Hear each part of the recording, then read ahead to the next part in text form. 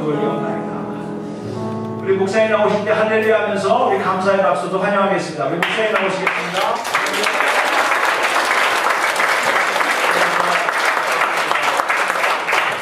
사랑하는 한인 친구들의 성도님들의 뜨거운 환대와 여러분들 보여주신 그런 사랑에 참 감사합니다. First of all, I want to thank you, all of you guys, who gave me, showed me the warm, the welcome, and then I felt, I sensed you had a long time to pray for this meeting. So, yeah, it was very, encouraging to me. Actually, I'm sorry to say that, but I have to, give some summary of my sermons in English first, and then I'll deliver the sermon in Korean. Actually, I want to start with a joke. The heavenly language would be English, must be English, because it takes eternity, especially for Korean, to learn it. So, and then today, sometimes, I try, I made my draft, but I don't like read my draft, so I want to be more sensitive to the lead of Holy Spirit. So sometimes that's why my English is broken to you. But so forgive me, and then I think you have many experiences in understanding broken English already. Okay. It was very cold night back in Korea, actually January, that I had to spend the whole night in church office. Not because of fasting or not because of prayer time, but because of my father kicked out me. There's no other place but in church place to sleep that night. Because I am the first believer out of both families, and then that's the reason why I named myself after the Abraham. He, as you know, he is the father of belief. So I hope I could be the father of belief for my families. And then God showed the grace for my family. And so nowadays, whole family members from my father's side, they believed in Jesus, and then they prayed for me.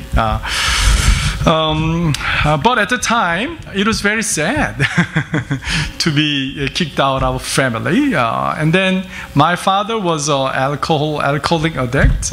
He was very good at, the government job. He was a Korean CIA. But back in 1980s, there are sad story in Korea, so Gwangju uprising, something like that. After that, because of his birthplace, he was kicked out of Korean CIA. And then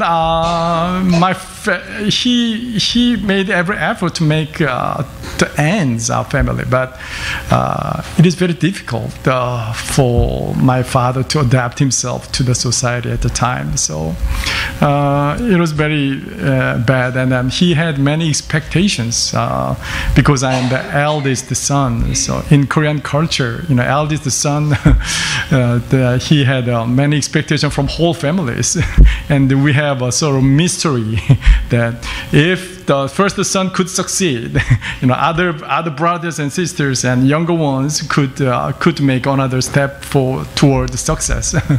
So it was a very big burden. But in that way, in the middle of my life, God came to my mind, and I experienced the rebirth and spiritually, and then he called me to his job, to his ministry, My father, even my mother, the whole family was very disappointed about my decision. And then sometimes it turns out to be sort of not persecution, but anyway, it's a very hard time I have gone through at the time. I had to go through at the time. And then coupled with that, it was in my late 20s. So it is not good to be alone. But I had no money, and I had. I don't think I could marry at the time. So in early January, cold night, I prayed God. I'm very lonely, and I couldn't find any, motivation to do your work. So I'm very sad and something like that. And then, when I had the trouble, I have a habit to pray for God to give, to let me know what Bible, a chapter or Bible I should read to find your will. So, and then the God put me the mind to read Genesis. So I decided to read Genesis chapter by chapter, and it to find God's counsel and God's way. It didn't take 2 days.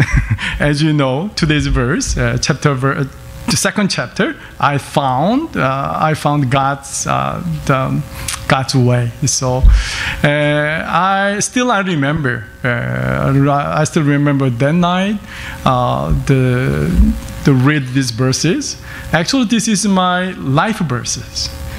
Because of not just marriage, because I could find some general principles, the way God leads us. So I want to share with these principles. First of all, actually God always watching us, and He knows our situation, and I find, very big the condolence that God said it is not good for man to be alone. So at the time, I didn't research the whole Bible for that issue, but it is very hard for us to find the scenes that God said is not good. But today, the God said it is not good for man to be alone. That means sometimes we are going around the people, and we want some, encouraging words and some understanding and some sympathy from other people. So we don't need any solutions. We just need sympathy. But many people, they try to give, advice. But what we really want is just acknowledgement. So if we are in trouble, so we want just a sympathy like, it's not good, it's not good. But today God said, it is not good for man to be alone. God watches, God knows, God watches us, God knows our situation, and then God is still speaking to us. I know your situation. It is not good. It is not good. So at the night, my mind was very lifted up. Oh, yeah, right. God knows me. God knows me. God said it is not good.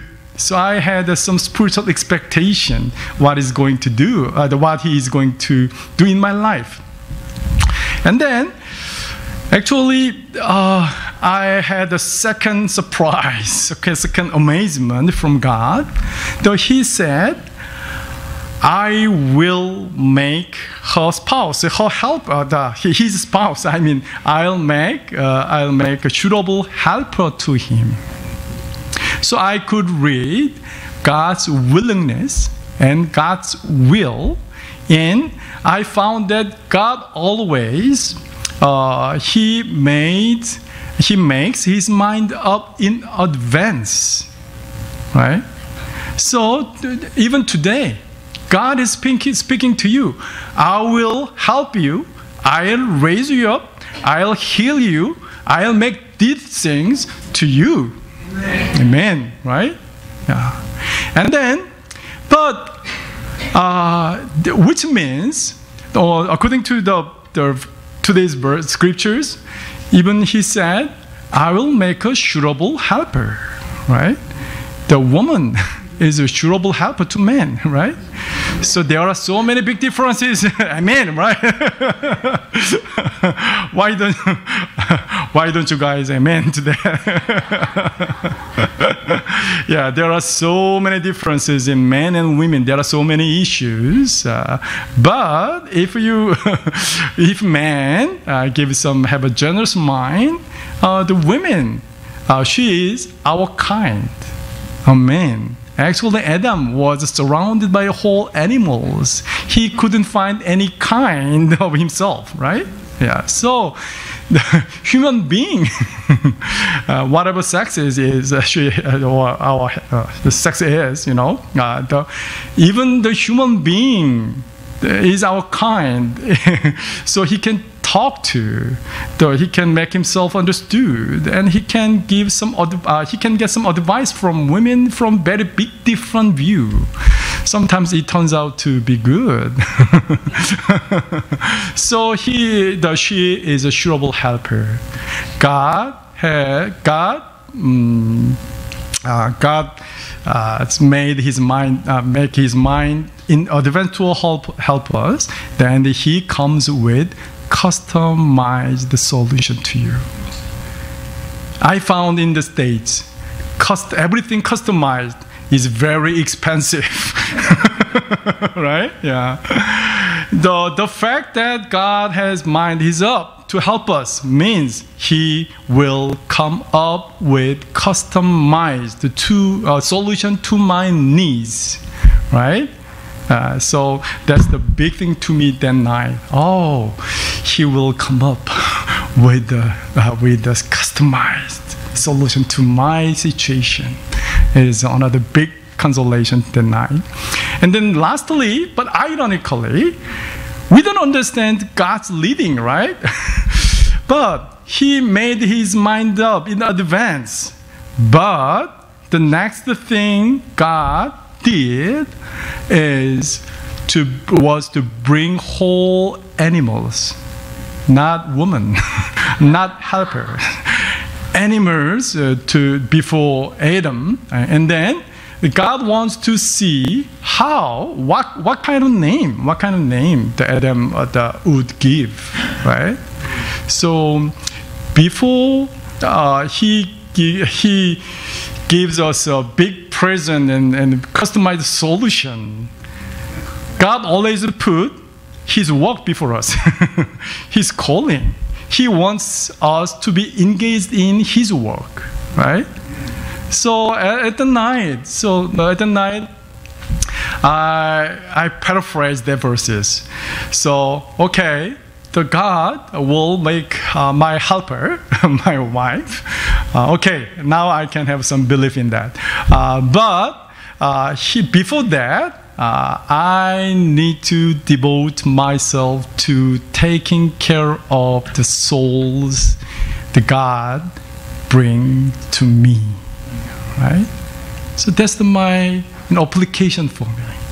So I could find some motivation in my energy to have more ministry wise. I could find some reasons to devote myself there. And then, actually, you should know that the God's work, his calling, our engagement, his work, is the only way to understand God's mind, right? So whenever Adam faced the animals, what kind of animal it was that God made, he had to think, why God make this animal? Why God make this animal like this? What is the special? How can I say that? What is God's mind in making these things? Right. The first thing he had to do is guessing. Yeah, God's thinking, God's mind, God's reason. Right. So Adam, before he gets his helper, he needs to get to know God's mind, God's way, God's reasons. Right? So there's no other way but for us to be engaged in God's work. Right? This is the best way to understand God's plan toward us. So I recommended you guys don't have any doubt that he will make suitable helper, or he already made his mind up, right, to help you with customized solution. But today he calls you guys to be more engaged in God's work. So I think through those kinds of decisions, God will make a way, and God will use you to be one body of Christ. Yeah, this is my summary of my sermon. Amen. Now Korean time. 이미 다들 많이 다 알아들으신 것 같아서 약간 좀 김이 새는 것 같기도 합니다만. 저는 제가 이제 그 장남이었습니다. 그래서 예수님을 이제 믿었고 또 사역자로서 부르심을 받았습니다. 그런데 저희 아버님은 뭐 이제 설교에서 이런 지방색을 나타내는 건 별로 좋지는 않은데 또 제가 그래서 처음 와서 여쭤봤어요. 목사님 혹시 교회가 지방색에 대해서 뭐가 좀 있으십니까? 그랬더니 목사님이 아니 에베소서 설교를 통해서 그 모든 것은 다 보고만 해서 아무 소용이 없는 것이란 걸 늘 강조하셨다라고 계속 그냥 자유롭게 나눕니다. 저희 아버님은 이제 전라남도 진도 출신이시고 저는 뭐 서울에서 태어나서 그냥 서울에서 계속 자랐습니다. 초등학교 때부터. 근데 이제 저희 아버님이 중앙정보부 계셨었는데 이제 광주 사태 이후로 다 진압된 다음, 다 이제 문제가 해결된 다음에 이 광주 시민들의 마음을 이렇게 뭐 위로할 방법이 없어서 중앙정보부에 있던 거의 전라도 출신 분들이 전부 다 이제 거의 다 저희 아버지를 비롯해서 이제 뒷수습하러 사실은 나가셨는데 그 뒷수습하신 다음에 뭐 개인적인 뭐 실수도 있으셨나 잘 모르겠는데 뭐 굉장히 저희 아버님 비롯해서 굉장히 많은 분들이 이제 그만두게 되셨어요. 그래서 제가 그걸 중학교 3학년 때인가 그때 아버님이 그만두시면서 이제 여러 가지 애쓰시고 노력하셨는데 인생이 참 그렇게 잘 돌아가지 않으셔서 저희 아버님이 결국 나중에는 알코올 중독으로 돌아가셨어요. 그래서 제가 그런 과정 가운데서 아버님을 굉장히 미워하게 됐고 그 얘기는 어저께 잠깐 좀 말씀을 나눠서 드렸었는데 그런데 그 과정 가운데 제가 예수님을 알게 됐고 믿었습니다. 근데 아버님이 장남에 대한 기대도 있었고 또 우리가 잘 알고 있는 것처럼 뭐 어느 한국 부모님 다 마찬가지하지 않습니까? 그런데 이제 제가 이제 사역을 하겠다고 나서니까 아버님이 그냥 그 업앤다운이 심하시니까 또 이렇게 술 한번 거나하게 드시면 저한테 그냥 늘 혼내시면서 어느 날 쫓아내셨어요. 그래서 그걸 자주 그런 일이 있었습니다. 그래서 어느 겨울날 제가 이제 그 교회 사무실에서 잘 수밖에 없었는데 그때 나이가 20대 후반이라 뭐 제가 아직 저희는 그 대학생 선교 단체처럼 대학생 선교에 굉장히 그 강점을 둔 교회였었기 때문에 사실은 저희 지도자 전도사님이 신학교 가지 마라. 신학교 가기 전에 직접적으로 사람들 만나 전도해보고 성경 공부 가르치고 제자 양육하고 훈련하는 게 더 중요하다. 그래서 한 2년간을 백수로 신학교 가지 않고 그러니까 뭐 아무런 직업도 없이 그냥 캠퍼스 돌아다니면서 젊은 학생들한테 복음 전하고 또 제자 양육 성경 공부 가르치고, 또 젊은 친구들은 공부만 가르치면 안 되니까 같이 뛰어놀고 이제 그런 일들을 좀 꾸준히 하고 있었을 때였어요. 그러니까 20대 후반이 돼가니까 나의 진로 문제, 결혼할 수 있을까? 외로움의 문제, 집안의 문제, 이런 것이 막 몰려왔을 때였습니다. 그래서 그날 이제 1월 달 초에 또 쫓겨나서 제 교회 사무실에서 이제 한탄조로 이제 기도하고 있었죠. 주님, 참 저에게 위로의 말씀을 주십시오. 저는 이제 무슨 어려운 문제가 있을 때마다 주님, 제가 무슨 어디 성경을 좀 읽기 원하시는지 좀 보여주세요. 이제 그렇게 기도하는 습관이 있습니다. 근데 그날따라 이제 창세기를 읽고 싶다는 마음이 막 생겼어요. 그래서 이틀밖에 걸리지 않았죠. 제 하나님의 위로를 발견하는데, 창세기 2장을 쭉 읽는데, 이것이 단순히 결혼의 문제가 아니라 제 인생에 잊을 수 없는 하나님이 우리를 인도해 가시는 그런 원리와 원칙들을 좀 발견하게 되었습니다. 사실 오늘 본문 말씀 가운데 보면 하나님께서 이 아담이 독처하는 것을 보고 좋지 아니하다라고 말씀해 주셨어요. 저는 그날 하나님께서 이것이 좋지 않다라고 말씀하신 것 자체가 저에게는 얼마나 큰 위로가 되었는지 몰라요. 누가 저의 짝이 될 건 일단 둘째 문제고, 하나님이 이걸 안 좋게 생각하시는구나. 그것만으로도 굉장히 큰 위로가 됐어요. 우리가 이민 생활 하시다 보면 우리가 어려움을 겪을 때마다 사람들 찾아다니면서 위로를 찾는데, 우리가 사실 사람들 만나서 듣고 싶은 얘기에는 해결책을, 어드바이스를 구하는 건 아니잖아요. 그렇죠? 참 안 됐다. 너가 지금 처한 상황이 정말 잘못된 건데 어쨌든 이렇게 됐을까? 하나님께서 우리에게 보시고, 아마 여러분들이 지금 어떤 상황에 처해 있든지 간에 하나님은 좋은 것은 좋다고 말씀하시고 안 좋다는 것은 안 좋다라고 말씀하실 거예요. 여러분들의 상황이 하나님께서 내가 이걸 보니까 좋지 않다라는 상황이면 참 마음이 아픕니다만, 그럼에도 불구하고 하나님은 단순히 마음이 아프신 것, 좋지 않다라는 것을 넘어서서 하나님의 해결책을 갖고 찾아오시는 분이심을 오늘 본문을 통해서 우리는 확인할 수 있는 것입니다. 하나님께서는 오늘 본문을 통해서 또 이 모든 사정을 알고 계시다는 사실을 우리가 또 큰 위로를 받아야 되겠습니다. 재밌게 출애굽기 2장 24절 25절을 보면은요, 하나님이 그 고통 소리를 들으시고 아브라함과 이삭과 야곱에게 세운 그 언약을 기억하사 이스라엘 자손을 권념하셨도다라고 말씀하고 있습니다. 하나님이 그 고통 소리를 들으시고 아브라함과 이삭과 야곱에게 세운 그 언약을 기억하사 이스라엘 자손을 권념하셨다라는 표현을 세 번역이라는 쉬운 성경을 보면, 하나님께서 이스라엘 자손의 종살이를 보시고 그들의 처지를 생각하셨다라고 번역했습니다.